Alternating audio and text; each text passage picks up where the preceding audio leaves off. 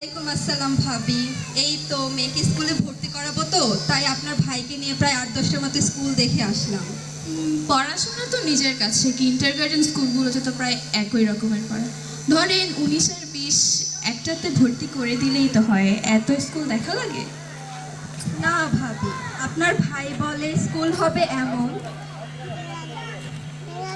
না ভাবি, আপনার ভাই বলে স্কুল হবে এমন যেখানে ক্লাসরুমে পর্যাপ্ত আলো বাতাস থাকবে, ক্লাসরুমে ধুলাবালি কিংবা গাড়ির শব্দ থাকবে না, একটি ক্লাসের পড়ার শব্দ অন্য রুমে যাবে না।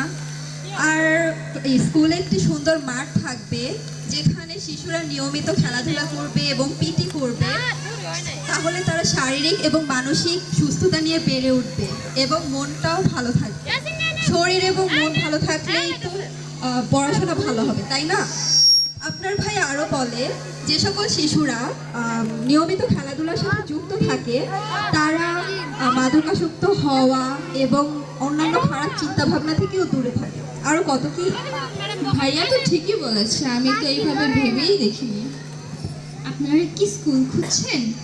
আপনারা খোলামেলা, মাঠযুক্ত, শব্দমুক্ত, শিশুবান্ধব সুন্দর পরিবেশের স্কুল চান?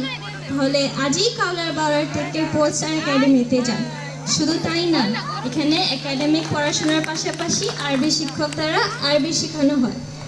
আর শেখানো হয় কোরআন এবং হাদিসের বিধিবিধান। বাহ, তাহলে তো ভালোই হলো। আজই আমি আমার মেয়েকে পোলস্টার একাডেমিতে ভর্তি করে দিব। ঠিক আছে, আপনি তাহলে আপনার মেয়েকে এই বছর স্কুলে ভর্তি করেন, আমি না হয় আমার ছেলেকে আগামী বছর পোলস্টার একাডেমি স্কুলে ভর্তি করে দেবো, ইনশাআল্লাহ। ইনশাআল্লাহ। ধন্যবাদ সবাই।